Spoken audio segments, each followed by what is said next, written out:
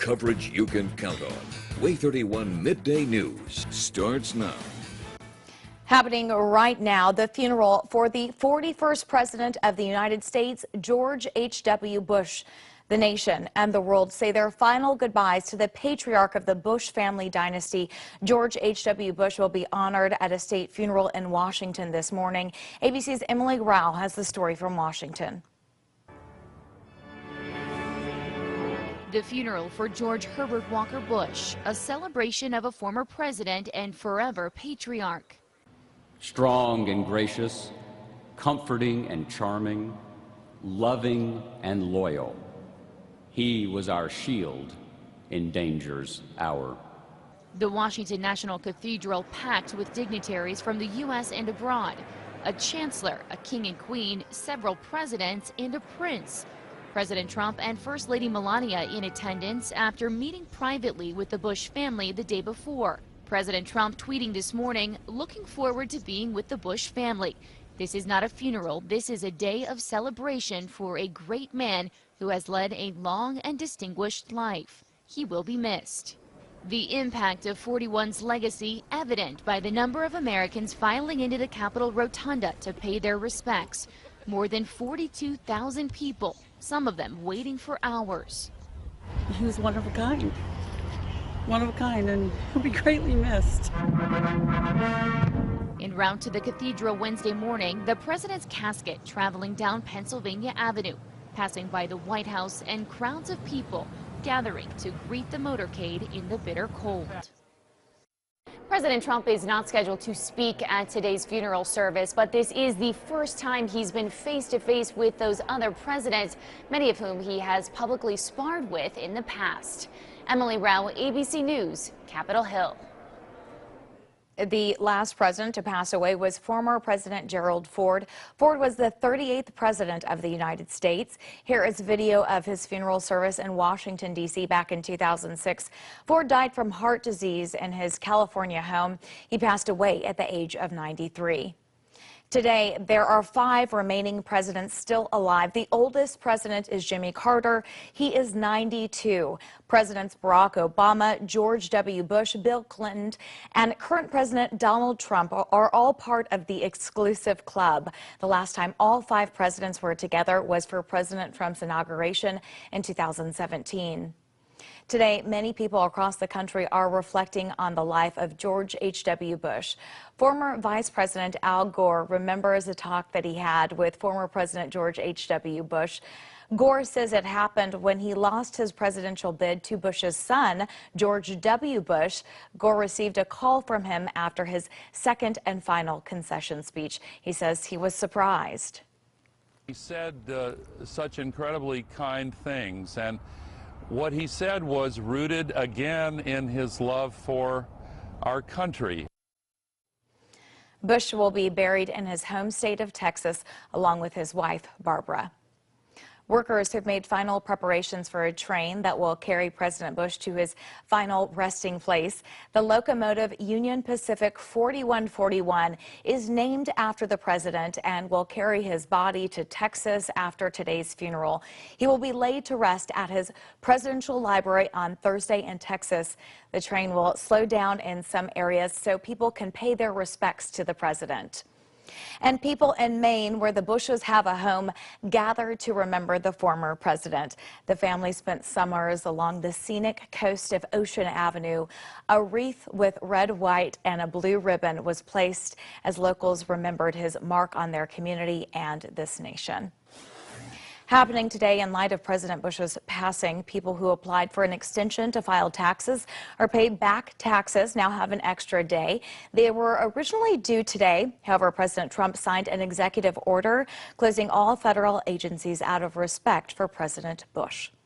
And tomorrow, ABC will cover President Bush's funeral service at St. Martin's Episcopal Church in Houston, Texas, starting at 10. Then at 12:30, ABC News will cover the beginning of the president's casket being transported by train to College Station, Texas. Coverage will continue at 3:45 for his arrival at College Station.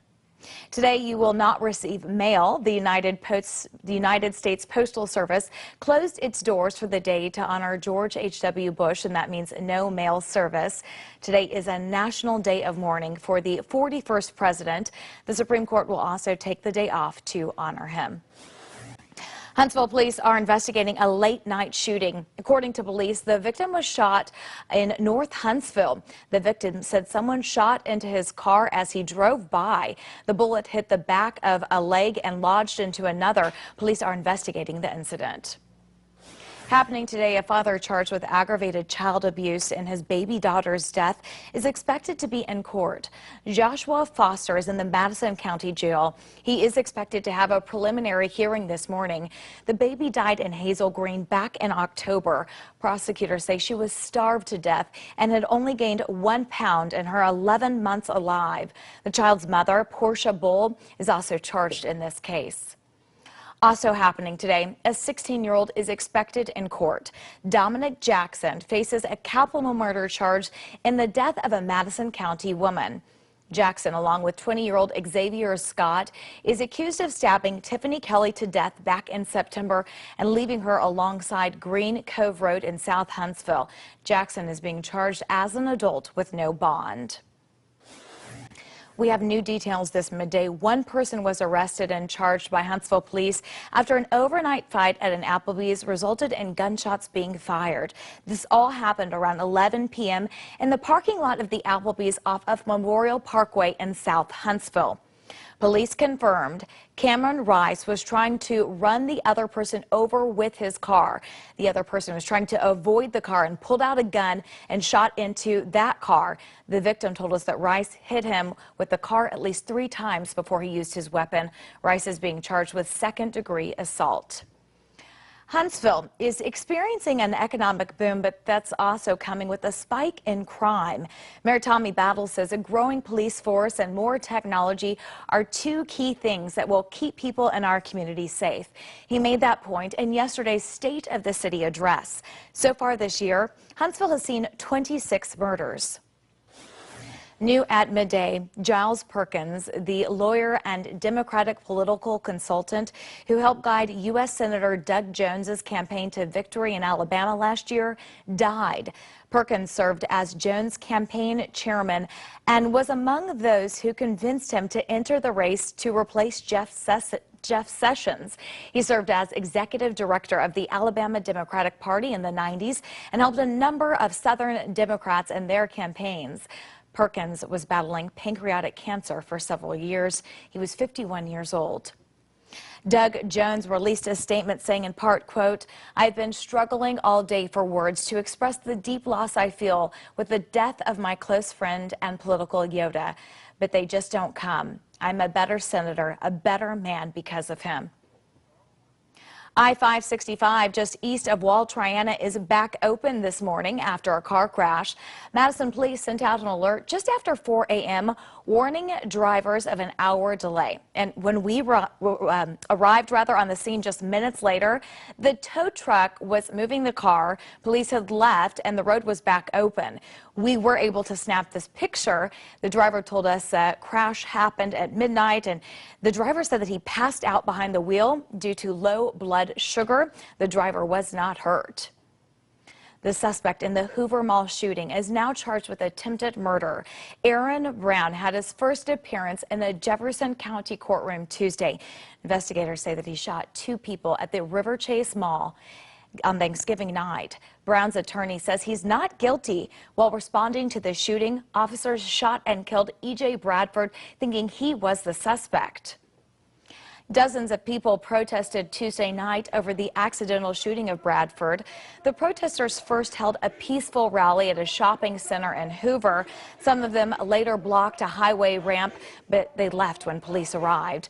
Bradford's killing led to accusations of racial profiling by police and to demands for answers. New at midday, a college student in Florida threatened to kill his professor for scheduling a final exam too early in the morning.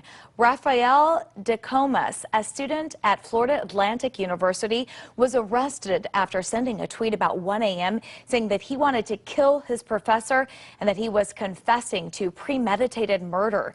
He told police that he was angry that he had to get up at 5 a.m. for that early exam, but insisted that he never intended to hurt anyone and said the tweet was merely sent out of frustration. We've got some new details this morning. We now know the name of the man killed while checking his mail in Limestone County. We first brought you the story as breaking news last night at 10. He's 87-year-old Richard Steelman. He was killed after a car hit him outside of his home at the intersection of Mays Mill Road and Highway 127. The driver involved in that crash did not have any injuries. This morning, the Alabama Law Enforcement Agency is investigating. This morning, 6 people have filed a lawsuit against a bus driver after a deadly crash in Mississippi that killed 2 people and hurt dozens more. Their suit claims the driver of Teague VIP Express, Robin Vines, did not have a proper license. The Mississippi Highway Patrol has not released the completed crash report. They previously told us the bus driver was possibly going too fast for the weather conditions. If we find out that there was a warning they failed to heed and went in the face of that warning, that will rise to wantonness or punitive damages. The bus was on its way from Huntsville to Tunica, Mississippi to a casino when the crash happened. Some new information: you need to check your freezer. More beef has been recalled due to salmonella contamination. More than 5 million pounds of non-intact raw beef products have been added to the initial recall from back in October. The recalled beef was produced and packaged between July 26th and September 7th and distributed nationwide. The Centers for Disease Control and Prevention reports 246 people have gotten sick in 25 states since November 15th. There are no reported deaths. This morning, Huntsville utilities are warning customers about a recent spike in scam calls. The company says commercial customers are being targeted and people are eyeing themselves as utility employees and threatening to disconnect their power if they don't make a payment immediately. The company said they will never threaten to disconnect your service. Huntsville Mayor Tommy Battle says a growing police force is needed because of the growing crime in the city.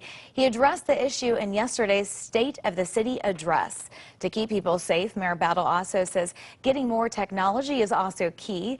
Battle says there was additional funding in the last fiscal budget that added police officers, and they added additional funding for the police force prior to this fiscal year. Happening today, there are some temporary road closures that you need to know about in Huntsville.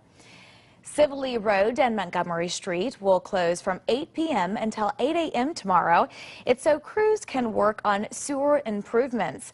Drivers are encouraged to take other routes. In the WAAY 31 Storm Tracker Weather Center, meteorologist Kate McKenna. Well, a chilly, frosty day across the Tennessee Valley, but I think the story everyone's talking about is the possibility of flurries. Right, and we've got that snow still as a potential snow shower in the forecast next Monday. So we'll get to that in just a second. We won't have any snow today, just the cold weather. It is going to be frosty again tomorrow morning. Temperatures starting out in the 20s. Rain is back this weekend, and I really think that the biggest story, the biggest impact and inconvenience you're going to experience is going to be that steady and at times heavy rain on Saturday. But what everybody's talking about, it's not the rain, it's that chance for a few snow showers by early Monday morning. We'll get there in a second. Focusing on temperatures, though, we are in the mid and upper 30s. We'll be topping out in the mid 40s later today, but it's going to take us a while to actually get there. And even when we do top out in the mid 40s, it's going to be about 10 degrees below average. So now let's talk about the next rainmaker. We'll start here 7 o'clock Friday evening. Notice that most of the Tennessee Valley still fairly quiet and dry. However, as we continue through the rest of the overnight hours now into early Saturday, the rain starts to sweep in from the south by 8 o'clock Saturday night. Even some heavy rain from time to time. And that's going to impact us throughout the overnight hours into early Sunday morning. Here's Sunday afternoon. You can find that freezing line farther to the north there. But as we get into about 11 o'clock Sunday night, That cold air continues to sweep into western Tennessee, wraps back around where the rain exits, and that cold air sweeps in. Then we get that brief transition over to just a few snow showers. We're really not expecting any accumulation out of this. At best, a quarter of an inch, and that's really about a dusting. As far as accumulation goes for the rain side of things, 80% chance for rain on Saturday. And as we look at those rainfall totals that we're expecting, anywhere from about an inch to an inch and a half. But as far as the rain total between Saturday and Sunday, some locations getting closer to the 3-inch mark the farther east that you travel. Now let's look just briefly at the snow potential. 31 degrees Monday morning, and as far as that accumulation goes, it's really not much. The best chance for even a dusting is going to come farther to the north. What I really think is going to materialize out of this is that you see a few snowflakes. Maybe you get a little bit of an accumulation on elevated surfaces like, you know, your patio table, some shrubs, but this is not going to be a bread and milk event, I don't think. Okay, maybe a day just to call in and start a fire, read a good book, and watch the few flurries. Yeah, it's nice to watch it from inside where you're nice and warm and not have to be out and deal with it. That is for sure. Thanks so much, Kate. And don't forget, for 24/7 coverage you can count on for local news, breaking news, and severe weather, go to WAAYTV.com. Have a fantastic Wednesday.